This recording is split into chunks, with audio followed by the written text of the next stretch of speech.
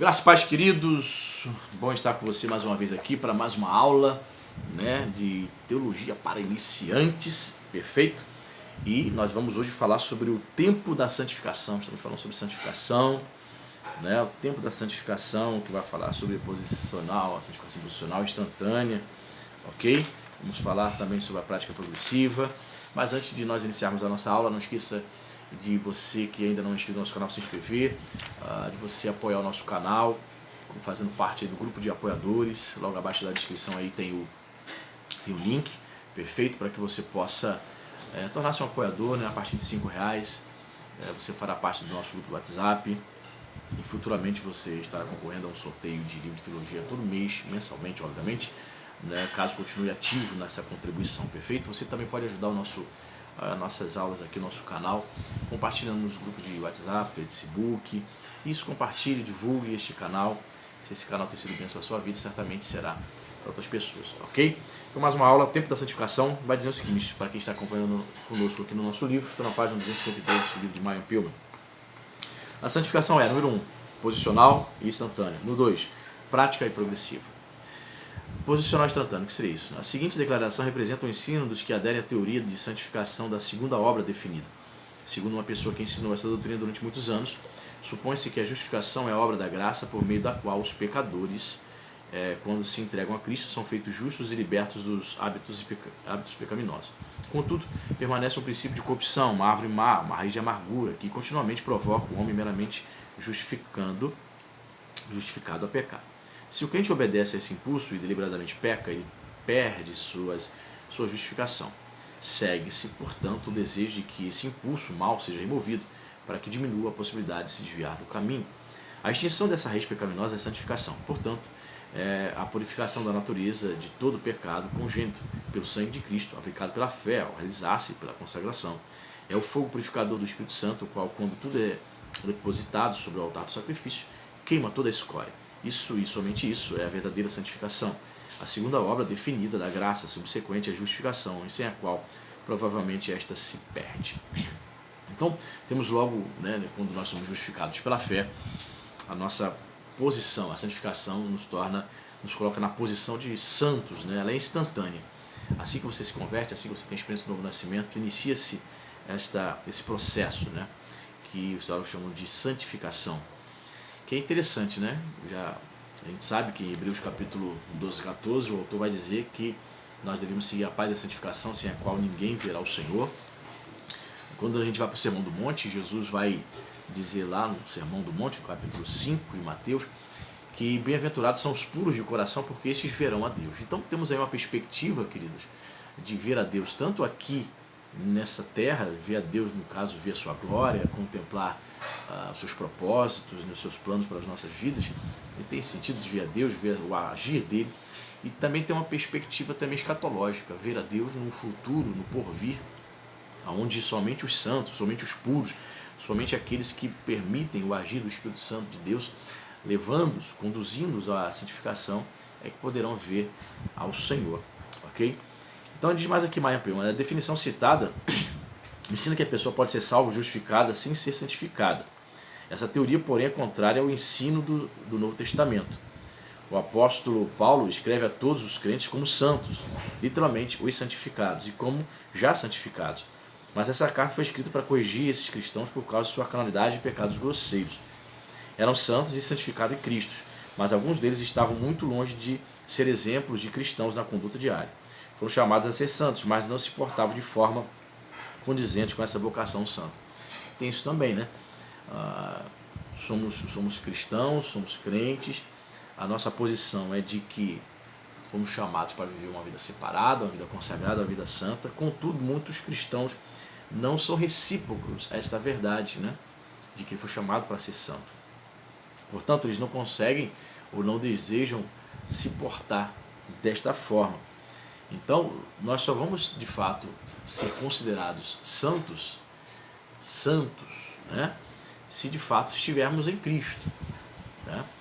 Tanto é que o termo estar em Cristo, o cristão estar em Cristo, ter comunhão com Cristo, quem tem comunhão com Cristo logo está em santificação, Esse termo aparece mais de 160 vezes nas epístolas de Paulo, para você ter uma noção de quanto é importante estar em Cristo, porque essa santificação, essa santidade, ela só é real se estivermos em Cristo, certo?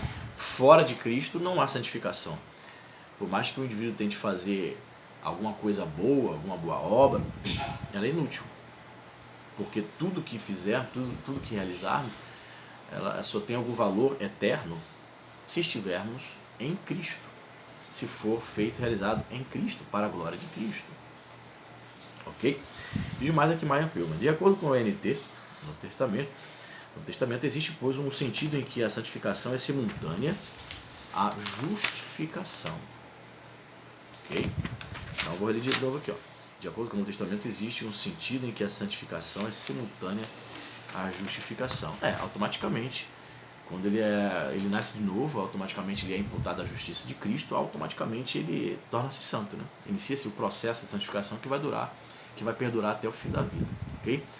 Então ele vai falar agora sobre a santificação prática e progressiva.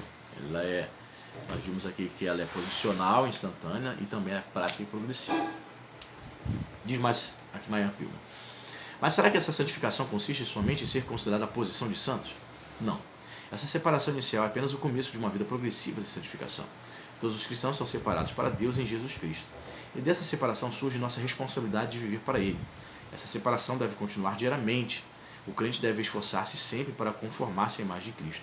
A santificação é a obra da livre graça de Deus pela qual o homem pela qual o homem todo é renovado segundo a imagem de Deus e capacitado a morrer para o pecado e viver para a justiça. Isso não quer dizer que crescemos em santificação, e sim que progredimos na santificação da qual já participamos. Durante a década de 40, né, do século passado, um grande teólogo, né, foi perseguido pelos nazistas, né, teólogo e pastor, Dietrich Bonhoeffer. Ele foi um pastor luterano que pregava contra o nazismo, as atrocidades do nazismo, contra o regime nazista. Ele simplesmente foi preso e foi morto por causa da sua fé e por causa da sua pregação. Dele, né, a alcunha, né, a expressão graça barata. Por que isso? Ele percebia que muitos cristãos alemães luteranos, né, apegados, né, à questão da doutrina da justificação pela fé ensinada por Lutero, eles distorciam, né, essa doutrina da justificação, crendo nessa questão de que a salvação não é obtida por meio de méritos. Muitos distorciam, viviam uma vida de qualquer maneira, de qualquer jeito, não se esforçavam para buscar a santificação. Então esse pastor luterano, Dietrich Bonhoeffer, ele dizia: olha, vocês estão vivendo aí, não é a graça verdadeira de Deus, porque quem está vivendo na graça busca a santificação, busca viver a vida santa, irrepreensível. Vocês estão tornando a graça barata. Ele usava essa expressão. Vocês estão desconstruindo a verdadeira graça. Ou seja, vocês não estão valorizando a graça. Então, existem muitas pessoas assim também, né? Normalmente, quando o cristão ele se apega exageradamente a essa doutrina da justificação, ele tem um certo relaxamento. Nem todas as pessoas, claro, mas muitos têm uma espécie de relaxamento espiritual, achando que ele não precisa mais se esforçar para buscar a santificação, ele não precisa mais realizar nada, ele não teria mais nenhum compromisso, nenhuma parte, mais sentido nenhum na sua labuta diária de ser cristão. Ele não teria mais uma responsabilidade, digamos assim. Tudo ficaria por conta de Deus, então ele torna a graça barata, então ele vai abrindo precedentes para viver uma vida de pecado, uma vida desleixada, achando que ele não tem nenhuma responsabilidade na vida cristã. Tudo fica por conta de Deus. Então isso é uma graça barata. É tornar a graça de Deus, vituperá-la, né? Infelizmente é distorcer realmente o que significa a graça de Deus. Ele diz mais aqui: a santificação absoluta e progressiva. Absoluta no sentido de que a obra foi feita de uma vez por todas. Progressiva no sentido em que o cristão deve perseguir a santidade, aperfeiçoando a consagração pela limpeza de todas as impurezas existentes em seu ser. Eu penso que essa purificação tem que ser diária, irmãos. Todo dia a gente peca. Pecamos no falar, pecamos no pensamento, pecamos em omissões. Nós somos pecadores inveterados, né? Então, por nós mesmos, seria impossível, né, vivermos para Deus. Então nós temos essa consciência que nós somos uma nova criatura em Cristo Jesus e ao mesmo tempo existe uma natureza pecaminosa que milita contra o Espírito Santo de Deus. Essa natureza caída deseja que não sejamos dominados nem controlados pelo Espírito Santo. Então a purificação tem que ser diária. O exame, Paulo vai dizer, exame se pôs o homem a si mesmo, não é só quando você participar da Santa Ceia. O exame tem que ser diário, fazer uma análise diária de como estamos vivendo a vida cristã. Ele diz mais aqui. A santificação é posicional e prática. Posicional, pois, primeiramente, significa uma mudança de posição, pela qual o pecador cheio de impureza se transforma em santo adorador. Prática, porque exige uma maneira reta de viver. A santificação posicional é indicada pelo fato de que todos os coríntios, os santificados em Jesus e chamados para serem santos, conforme 1 Coríntios capítulo 1, versículo 2. A santificação progressiva está implícita no fato de alguns serem descritos como carnais, conforme 1 Coríntios capítulo 3, verso 3. O que significa que a presente condição não estava à altura de sua posição concedida por Deus. Em razão disso, foram exortados a purificar-se e assim a melhorar sua consagração até alcançar a perfeição. Esses dois aspectos da santificação estão implícitos no fato de que aqueles que foram tratados como santificados e santos são exortados a serem santos. Aqueles que estavam mortos para o pecado são exortados a mortificar, fazer morrer seus membros pecaminosos, conforme Colossenses 3,5. Aqueles que se despiram do velho homem são exortados a vestir-se ou revestir-se do novo homem, conforme Colossenses 3,9 e versículo 9 e 10. Então a ideia aqui é que Paulo, por exemplo, ao escrever para a igreja de Corinto, logo no capítulo 3 ali, ele vai dizer, vocês são carnais. Mas é interessante isso, como pode? Era uma igreja, pessoas que estavam reunidas, adorando o Senhor, eram usadas como dons espirituais, mas Paulo diz, vocês são carnais, vocês eu não posso dar leite, ou melhor, não posso dar alimento sólido, mas eu preciso ainda dar leite para vocês. Então percebemos que a finalidade, né, da santificação progressiva é tornar homens carnais, crentes carnais, ainda muito apegados, né, a esse mundo, às questões materiais, é torná-los e fazê-los espirituais, pneumáticos, né, como diz lá no grego, né, um homem espiritual. Porque o homem carnal é sarkikos, né, relacionado à carne, né, sarkas, no grego é carne. Então, queridos, essa ideia que Paulo vai trazer na sua teologia, principalmente escrevendo aos Colossenses, né, de que o homem estava morto e que ele estava vestido de velho homem, ele vestido desse velho homem, ele agia segundo o seu querer, segundo a sua vontade, mas agora vestido do novo homem, ele vai dizer também que estamos revestidos de uma nova roupagem, vestidos de Cristo, né, a roupa agora que apresentamos é Cristo na nossa vida. Então logo exige-se desse cristão, desse indivíduo que está revestido de Cristo, uma nova postura, uma postura de santificação progressiva. Ele precisa alcançar, ele precisa seguir, perseguir a santificação. A santificação não é algo que ele busca ou ele sente ou vivencia apenas nos primeiros dias do seu cristianismo, mas é algo para a vida toda. Se você viver 20, 30, 40 anos seguindo a Cristo, pois você terá que ser um cristão durante todo esse tempo até Jesus voltar ou até a sua partida desse mundo, ok? Meios divinos de santificação. O que ele diz aqui? A seguir apresentamos os meios divinamente estabelecidos de santificação: o sangue de Cristo, o Espírito Santo e a palavra de Deus. A palavra de Deus. Então temos 3 meios para que santifica o crente: o sangue de Jesus, o Espírito Santo e a palavra. Repita comigo: sangue de Jesus, Espírito Santo e a palavra. Guardou? Isso aí. O primeiro proporciona primordialmente a santificação absoluta e posicional, que é o sangue, nos purifica, né? É uma obra consumada que concede ao pecador que se arrepende uma posição perfeita em relação a Deus. O segundo meio é interno, ou seja, o Espírito Santo, né? É interno, pois efetua a transformação da natureza do crente. O terceiro meio é externo e prático, né? Que é a palavra. Diz respeito à conduta prática do crente. Dessa forma, Deus fez provisão tanto para a santificação interna quanto para externa. Isso é muito legal, né? Você viu o sangue? Você viu o sangue de Jesus sendo derramado na cruz? Nem eu. Você vê o sangue sobre a tua vida, a cobertura do sangue visivelmente? Você consegue ver esse sangue de Jesus? Nem eu, é algo pela fé.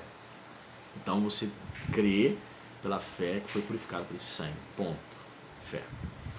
Segundo, a santificação por meio do Espírito Santo é algo interno. O Espírito Santo agora passa a fazer morada no crente. Habita em mim e em você, certo? Legal. Perfeito. Então, vamos ser guiados pelo Espírito. Paulo, lá no capítulo 8 de Romanos, vai descrever isso, vai dizer que o Espírito Santo, que habita dentro de nós, testifica com o nosso espírito que somos filhos de Deus. Como é que eu tenho certeza que eu sou filho de Deus? Estou fazendo a vontade de Deus. É quando eu sou dominado e guiado pelo Espírito Santo, logo sendo dominado, guiado, estando sob os domínios do Espírito Santo, esse mesmo Espírito Santo vai testificar, vai testemunhar, vai confirmar no meu espírito, no meu interior, que eu sou filho de Deus, que eu sou nascido de Deus. Tenho uma nova mente, agora tenho a mente de Cristo. E a posição, terceiro meio de santificação, no caso aqui a palavra de Deus, ela é bem clara, ou você cumpre a palavra ou não. Como é que eu sou cristão? Como é que eu sei se uma pessoa é cristã ou eu sou cristão? Se obedeço ou não essa palavra. É papum, rápido e objetivo. A pessoa diz que é crente, mas não obedece, então não é crente. Então ela não está no processo de santificação, então não permite esse meio de santificação atuar na vida dela, que é a palavra de Deus, guiando-a, dirigindo seus pensamentos, suas ações, sua ética, né? Ele vai comentar um pouco sobre cada um deles. O sangue de Cristo. O sangue de Cristo é eterno, absoluto e posicional. Em que sentido a pessoa é santificada pelo sangue de Cristo? É resultado da obra consumada de Cristo, o pecador que se arrepende é transformado de pecador impuro em adorador santo. A santificação é resultado dessa maravilhosa obra redentora do Filho de Deus, ao oferecer-se no Calvário para aniquilar o pecado pelo seu sacrifício. Em virtude desse sacrifício, o crente é eternamente separado para Deus. Sua consciência é purificada e ele próprio é transformado de pecador impuro em santo adorador, unido em comunhão com o Senhor Jesus Cristo, pois tanto o que santifica, enquanto os que são santificados provêm de um só. Por isso Jesus não se envergonha de chamá-los de irmãos, conforme Hebreus 2:11. A partir de 1 João 1:7, infere-se que haja um aspecto contínuo na santificação pelo sangue. O sangue de Jesus, seu Filho, nos purifica de todo pecado. Se houver comunhão entre Deus Santo e o homem, necessariamente tem de haver uma provisão para remover a barreira do pecado que impede essa comunhão, uma vez que até mesmo os detalhes, que até mesmo os melhores homens são imperfeitos. Isaías, ao receber a santidade, ele não tinha condições de ouvir a mensagem divina enquanto a brasa do altar não purificasse os seus lábios. A consciência do pecado ofusca a comunhão com Deus, a confissão e a fé no sacrifício eterno de Cristo remove essa barreira. Então, é João que vai destacar isso na sua teologia, na sua epístola, né? Se nós pecarmos, nós temos a Cristo Jesus, por meio do seu sangue, que vai nos purificar de todo pecado, de toda injustiça. Então é um ato de fé, como eu falei, você não vê com seus olhos naturais o sangue, você não viu Jesus derramando seu sangue no Calvário 2000 anos atrás, mas é uma atitude, uma posição de fé, de acreditar que o sangue derramado de Jesus nos purifica de todas as transgressões. E o segundo meio ele vai comentar aqui, que é o Espírito Santo, né, que é a santificação interna. Nessas passagens apresenta-se a santificação pelo Espírito Santo como início da obra de Deus no coração dos homens, conduzindo-os ao inteiro conhecimento da justificação pela fé no sangue aspergido de Cristo, assim como o Espírito de Deus se movia sobre a face das águas. Em seguida, a palavra de Deus trouxe ordem ao caos primevo. O Espírito de Deus também se move sobre a alma regenerada, fazendo abrir-se para receber a luz e a vida de Deus. O capítulo 10 de Atos proporciona uma ilustração concreta da santificação pelo Espírito Santo. Durante os primeiros anos da igreja, a evangelização dos gentios retardou-se, visto que muitos cristãos judeus consideravam os gentios imundos e não santificados, pois não se comportavam em conformidade com as leis alimentares e outros regulamentos mosaicos. Foi preciso Pedro ter uma visão para que se convencesse de que aquilo que o Senhor purifica ele não devia tratar como comum ou impuro. Isso significava dizer que Deus fizera provisão para a santificação dos gentios a fim de que também fossem seu povo. E quando o Espírito de Deus desceu sobre os gentios reunidos na casa de Cornélio, já não restava nenhuma dúvida a esse respeito. Eles foram santificados pelo Espírito Santo, não importando se obedecia ou não às ordenanças mosaicas. E Pedro desafiou os judeus que estavam com ele a negar o símbolo exterior de sua purificação espiritual. Então, o Espírito Santo, sem dúvida, não tem como ser cristão sem a presença do Espírito Santo, gente.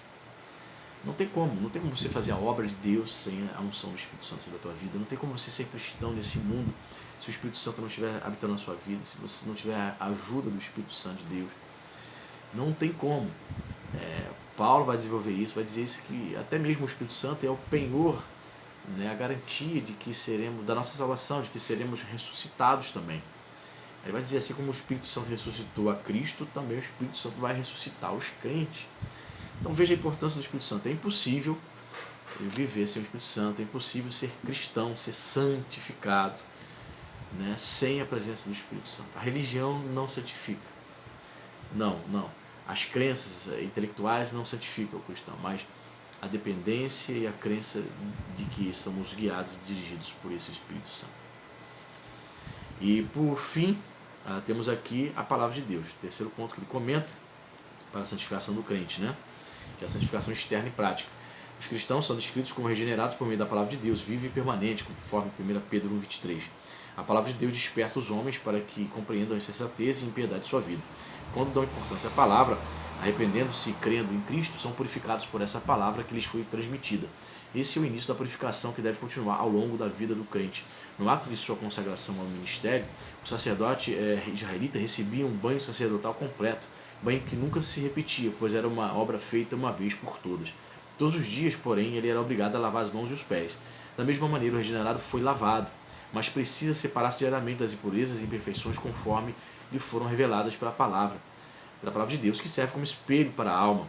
Ele deve lavar as mãos, isto é, seus atos devem ser retos, devem lavar os pés, isto é, guardar-se da imundícia que tão facilmente se apega aos pés do peregrino que anda pelas estradas deste mundo. Então, de fato, isso é tremendo, né? A palavra de Deus ela é ministrada, ela é pregada, e as pessoas vão sendo ministradas pela palavra, e você percebe claramente ali a pessoa que vai abrindo o coração para a palavra, algo vai acontecendo na sua vida, ela vai ouvindo coisas, a pessoa não sabia que isso era errado diante de Deus, não sabia que isso desagradava o Senhor, e ela começa a deixar de fazer aquelas coisas erradas, e começa a fazer coisas corretas, ela começa a obedecer a palavra de Deus, e você vai vendo ali a pessoa se santificando, a vida dela mudando de maneira visível e prática, porque ela está se submetendo à palavra de Deus. Então a palavra de Deus é um meio de santificação externa e prática, né? No dia a dia, ok? Então isso é importante para que possamos entender e compreender esses meios de justificação do crente. Então, no dia de hoje nós falamos sobre a posição, no tempo da santificação, que é posicional instantânea. Dissemos que ela é prática e progressiva. Dissemos que os meios da justificação do cristão é o sangue de Jesus, o Espírito Santo e a sua palavra. Na próxima aula nós vamos falar sobre ideias errôneas, ideias equivocadas sobre a santificação. Não deixe de dar o like, comente para você ajudar a engajar o canal e compartilhe esse vídeo para seus amigos. Deus abençoe e até a próxima.